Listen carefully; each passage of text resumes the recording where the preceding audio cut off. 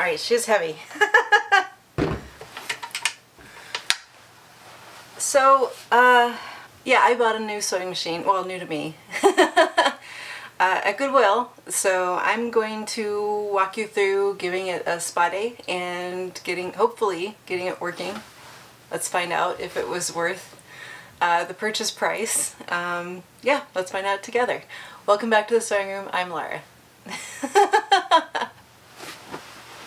Contrary to what you might think, I don't buy every single machine that I ever find out in the wild.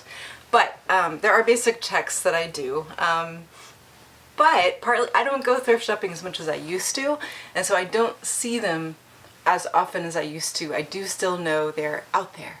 A sewing machine mechanic once told me that the busiest time of the year for sewing machine repairs is actually in October, because a lot of people leave their machines alone all year round and they get them out just to make Halloween costumes. So if you're in the market for a machine that someone else thinks is broken but might just need a little TLC, October might be the time to give it a shot. You know, in this case, I did pay a little bit more than I would have considered normal 3 or 4 years ago. You know, this was $49.99, and it did not have a power pedal, which is always kind of like, okay, that would be nice. Often those do need to be replaced anyway, if they've been stored improperly, or if they've been damaged, or if they're just really old. It's usually a good idea to try to get a replacement. So even when I was at Goodwill, my initial check was, does the hand wheel move freely without any hitches? And it does, which is great. And then also, I always look in the bobbin area. Oh, if I can. To see if the bobbin case is in there, and it is, and that's nice because this isn't an expensive or unusual style of bobbin case, but it's just nice not to have to try to match that online. So I was kind of looking around, and I'm kind of used to the Singer level of branding where they put a big honkin' brand somewhere on the machine so that you know what model it is. And I've actually discovered what's probably a little more normal is on this one. It's actually on the back. I will turn this around and zoom in so you can see. There's this little sticker, and I'm actually used to kind of ignoring these because nowadays these are mostly just kind of compliance for electronics, you know, that kind of thing. But in this case, it actually did have information that I could have used. I was guessing at what kind of machine this might be in the era, and I kind of searched around on my phone a little bit, even when I was still at the store, and I guessed what this machine was. But then I also, once I got it home, I looked really closely at where the power plugs in, and I went online and I basically found what I think is the right power supply for this machine. And I bought also a manual for what I thought this machine was. Turns out I think this exact model is actually perhaps slightly newer than the model the manual that I bought was for, but it should still be close enough that hopefully it covers everything I needed to cover. Oh, I will do that zoom in I told you about. My other unofficial tests, so I'm checking the hand wheel moves, the bobbin case is there, and or the bobbin area looks like it's in good condition. But then test number 3 is how heavy is it? And it's pretty heavy, and I can even feel that it's a lot of metal on the outside, and a lot of metal on the outside doesn't always mean a lot of metal on the inside, but fingers crossed, I hope it does in this case. Looking at the back of the machine, this little badge here, it actually says the model number 999 and a serial number, and rather you can see the serial number. For some manufacturers, they maintain lists online so you can find out things like where the machine was made and what year it was made. I don't think that White has that. I could be wrong. Well, anyway, the main thing that I need to know from this is that it's a 999, and I suppose if I were really nervous, I would love to know that it's a 120 volt machine, so that it will work on US power. But just so that you know, if that's instead of having the model number, you know, big and prominent on the front, at least for this machine, it's kind of hidden away in the back. I like to start cleaning any machine or getting any machine running by literally taking a cloth and just some rubbing alcohol and just cleaning it. Some machines, like if you have a more fancy finish or it's a really antique machine, you might start with just a dry cloth or even a clean, good quality makeup brush. And or if there's an area that's just a little grimy, you can take a tiny bit of sewing machine oil and just kind of buff that area. This, I'm really confident that the paint on this is nice and stable, so I'm just going to hit it with that rubbing alcohol.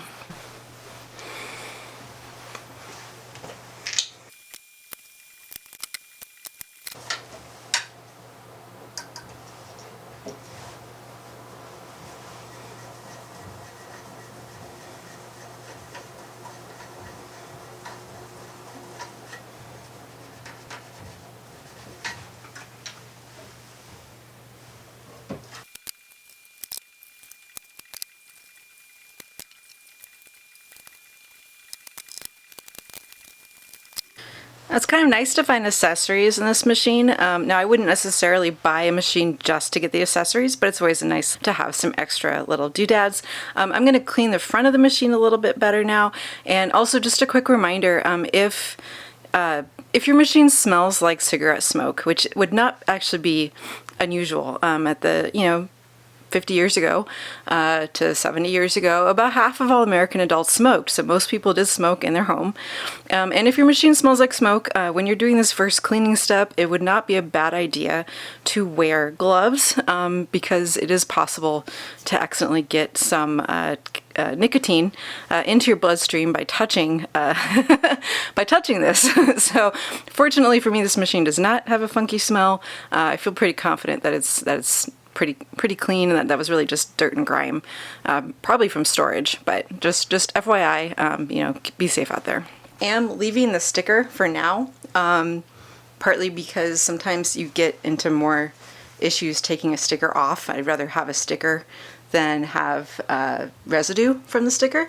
That doesn't mean that I won't. Once I've basically made sure this machine runs the way I love it to, then I might take the time to try to get the sticker off.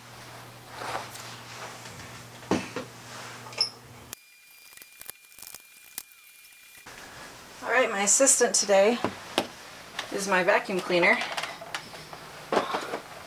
Love this thing for cleaning sewing machines with an attachment. Gets things way cleaner than any other method. I can be confident that I'm not pushing anything into the machine, and in some ways sometimes works even better than a brush, although a brush is better than nothing. If that's what you have, use what you've got.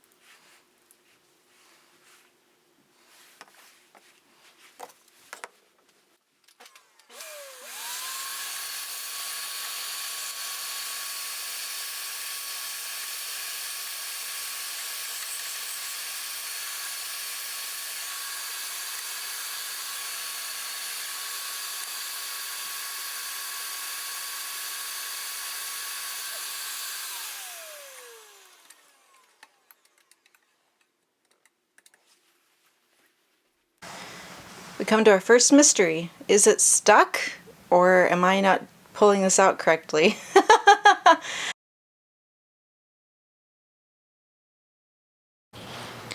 Alright, this is actually later in the day, but I was thinking about it and I thought, I wonder if I couldn't get that out because the feed dogs were in the down position.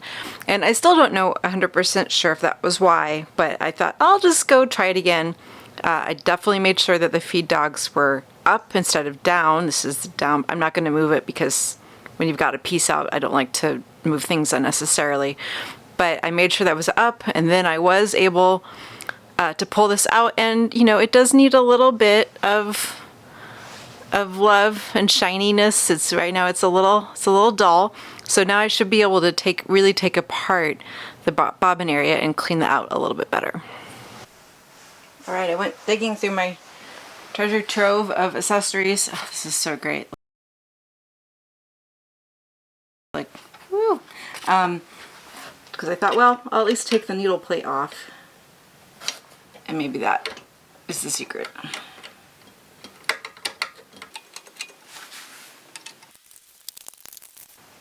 Since I am messing with this, the bobbin area especially, I have actually moved the hand wheel to bring the take-up lever to the highest point, which is often kind of when everything aligns, so that's just good practice. I think I've talked about that before, but you know. Oh yeah, it's pretty dusty. Let me show you. Overall, this machine is in pretty good condition. Whoever EJ was took good care of it.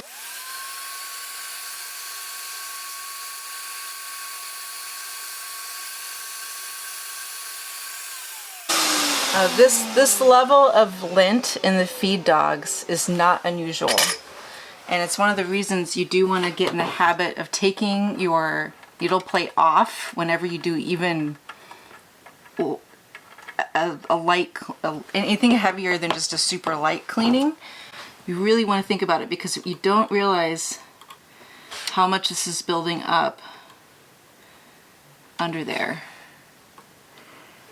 where you can't see it. And this might not look like a lot, but if this gets caught in the bobbin area, if this somehow breaks itself loose, I mean, that could cause big problems. I had a student last week who thought that her mother's old sewing machine was kaput because it wouldn't pick up the bobbin thread and it wasn't sewing right, and we literally opened up the bobbin area and found a little ball of lint and thread back here. Clean that out, and the machine is, I'm not going to say as good as new, but it's pretty good. Look at all that.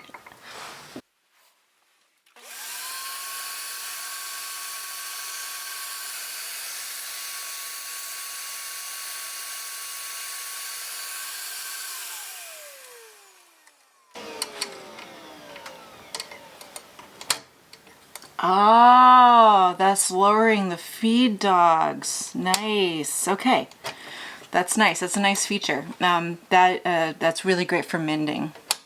So that tells me what that is. So it's probably engaged feed dogs, dropped feed dogs. So that's actually super nice, convenient place to have that. I still can't get this off. Ah! Is it just stuck? I do not want to take it apart any more than I have to. Well, I can't get that to come off, so I think what I'll do is I'll just hit it with the vacuum cleaner and rotate the hand wheel and hope for the best. Alright, putting my plate back on.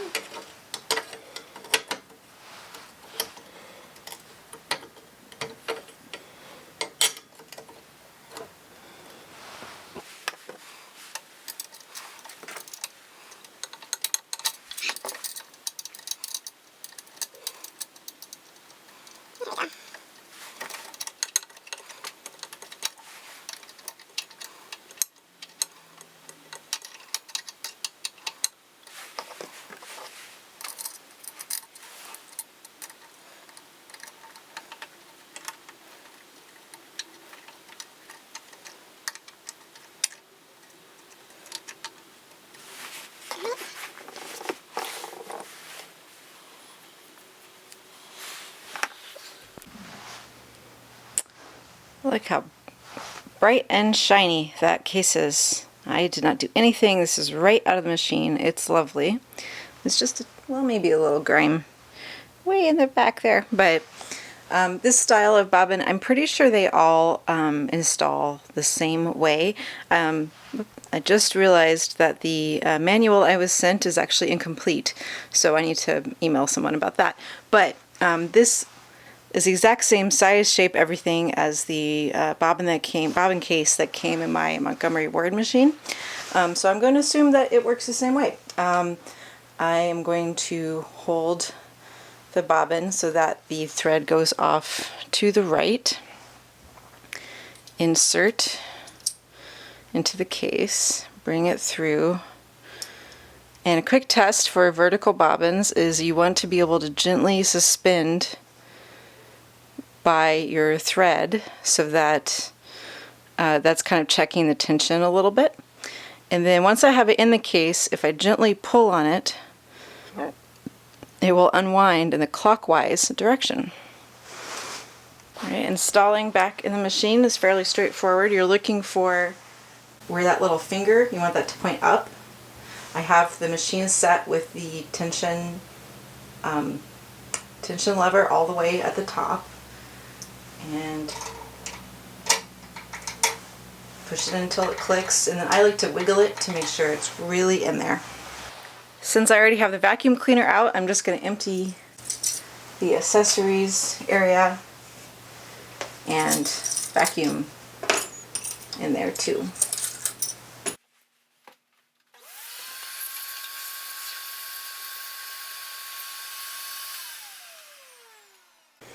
What is all of this stuff?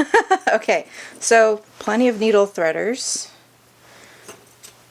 These are nice to have on hand. I don't usually use them at the machine, but it makes sense to keep them with your machine. I might share some of these with my students. There's a lot. This is for making buttonholes. It's a buttonhole foot. This is a darning foot, which I'm actually excited to try. I don't know if I've ever actually used one, so that should be fun. I'm just gonna shine that up a little bit. There's a little muck on there. Here we go. That's better. Not bad. Seam allowance. Whoa. Seam allowance guide. Seam guide. Right there, that actually screws right into the bed of the machine to guide your seams. Extra one of these suckers. The felt pad actually does two things. It helps protect the machine from damage, but it also keeps your thread unspooling neatly. So that is really nice to have these. If you don't have these are definitely worth purchasing, and they're really inexpensive. Not 1000% sure what that is. Looks like something that belongs inside the machine, so I guess we'll find out. Seam ripper. These are not my favorite style of seam ripper by any means, but if it came with the machine, I'll often keep it with the machine for just, I don't know, in case I just have no other choice. Look at that typography. I'm going to zoom out a little bit. Love that. 95 cents. Made in Taiwan. 1985. Oh my gosh, that's hilarious. Oh my gosh. I kind of hope this machine hasn't been sitting in a closet since the 80s, but it's not impossible. I'm going to see if I can find out anything about this. It looks like a local sewing machine sale and repair. Minneapolis. But again, this could be from the 80s. Love this for someone just was like, okay, yeah, just throw that right back in there. Same thing here. I do this as kind of a shopping list. I make a little pile of my empty needle packs, so that I know, okay, I need to get more of these. Oh my gosh. I might not use these. I'll have to take a closer look, but I can't quite tell right off what they are, and I don't want to use the wrong needle for what I'm doing. I'm going to guess this is a cap for some sort of glue, so it's probably not really needed, but just for now I'll keep it in case. These are probably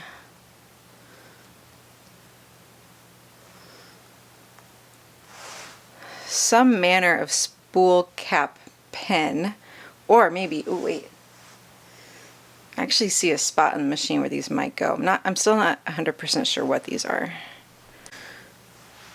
All right, no, I don't know what these are. If anyone in the comments knows, maybe they're half of a snap, like a button snap. I don't know. That's a mystery to me. Heart this. This is probably part of our eyeglass repair case, or maybe it came with a really tiny screwdriver here for fixing your eyeglasses when the screw came out, but then it's just a little itty bitty magnifying glass. Bigger screwdriver for things like the needle plate, smaller screwdriver for smaller things. Sometimes you need a smaller one to adjust your bobbin tension, or for some other parts of the machine. For right now, I'm just going to put these right back away.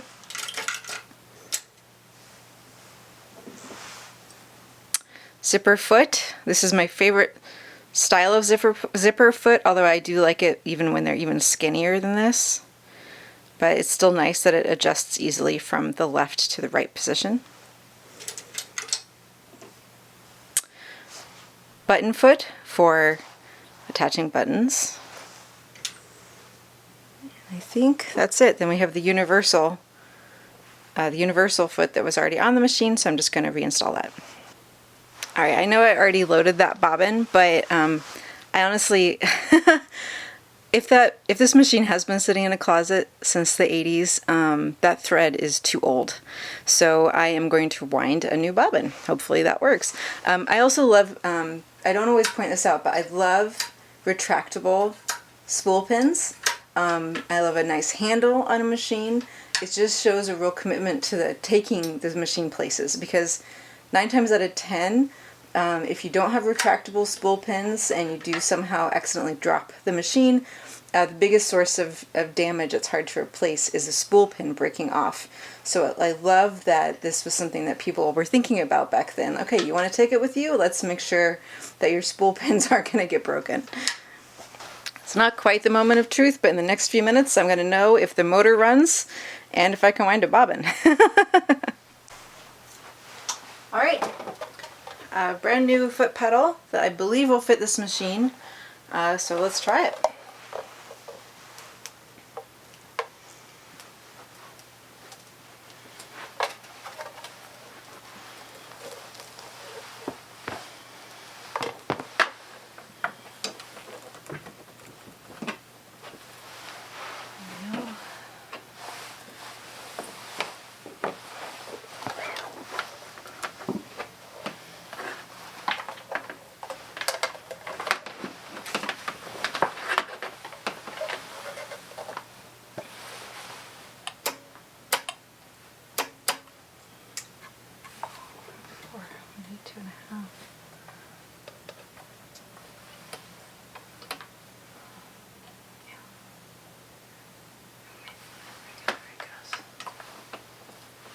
Oh, how wide? Okay.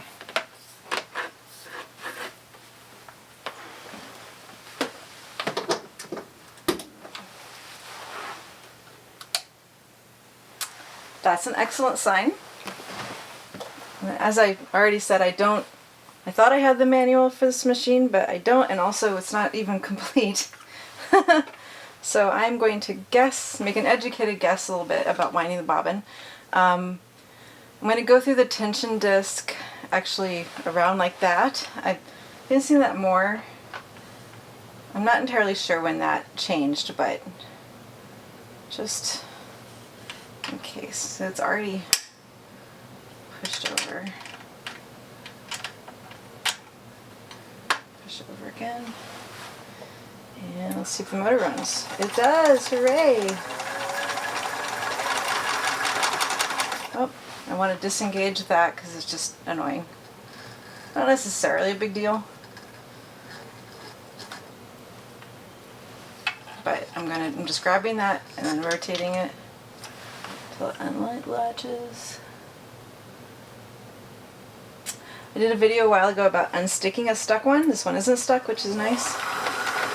Oh, although, wait, is it working? Yeah, okay, sometimes it takes a minute. Whoa, maybe I have to undo it more.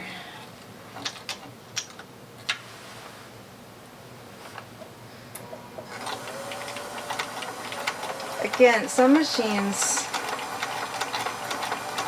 just have a hard time letting go when their bobbin's winding. Isn't necessarily a big deal, but it is kind of annoying. Yeah, this one's not letting go.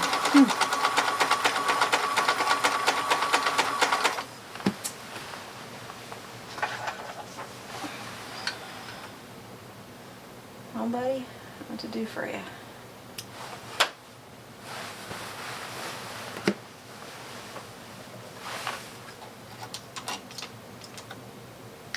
When I'm turning this, I do feel a little resistance, so it could be something in here is kind of stuck.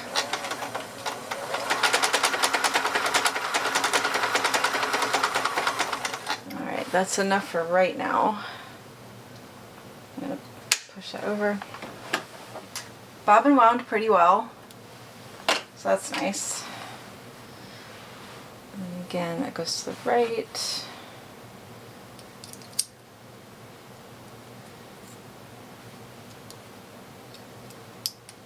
Popped on, unwinds in the clockwise direction.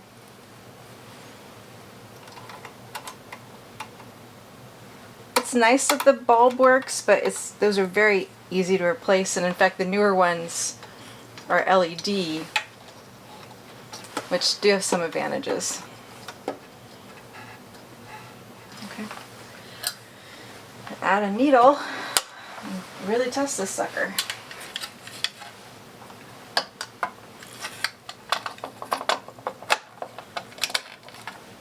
That's interesting, having a locking mechanism for this. That's not something you see all the time. And again, educated guess about threading. Coming across here, grabbing that loop, coming down through the tension disc, coming up, grabbing that, coming back down. There's a guide here, and it looks like there's two sides, probably for when you're doing twin needles. I'm just going to take what I can get here. That's kind of funny. Ah, there it is. Oops, other way. Like that.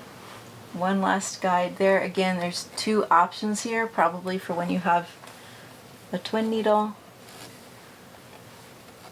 A little bit of grime right there.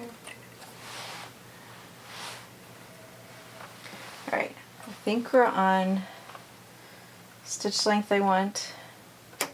This machine actually has 3 needle positions. I'm going to have it in the middle. This dial is a little off. I think that it's just shifted. So, whatever.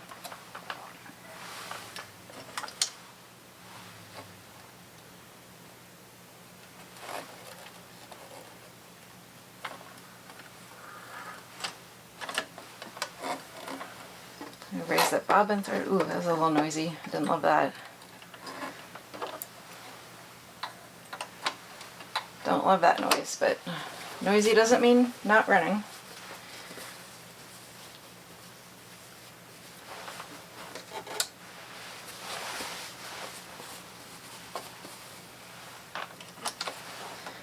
Holding on to those thread tails, I'm just going to take a couple stitches with the hand wheel, just to make sure everything seems mostly okay.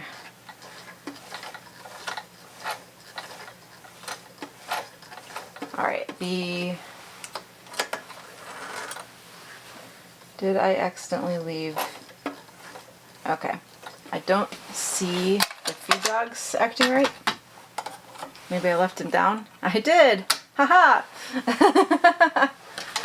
So that noise and resistance might have been something to do with that. Could be something else. I was working on a machine this weekend and it just wouldn't feed, and I was like, oh, what's wrong? And I glanced over and the stitch length was set to 0. So yeah, that'll stop the machine feeding. I'm not wild about that noise, but so we'll see. We'll see what happens.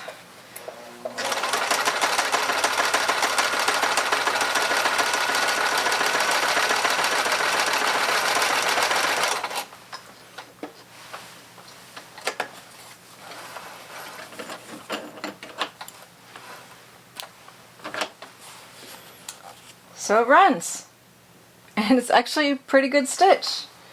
Another thing I like to test is if my zigzag works, which I think on this machine is already set for zigzag. I'm going to move it to 2.5. Now those of you who are paying close attention will notice that I didn't really add any oil to this. Partly I do want to get a copy of the manual for sure that shows where the oiling points really are. So I won't be running this machine a lot until I've done that. But just I couldn't wait, I was so curious. That is narrow. Okay. So maybe 2.5 on this machine is narrower. Then I think tension is set to 0, which might be too low, but might also be why this machine ended up in a closet.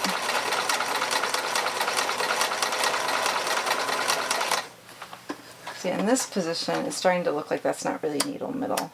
That's not moving. Okay.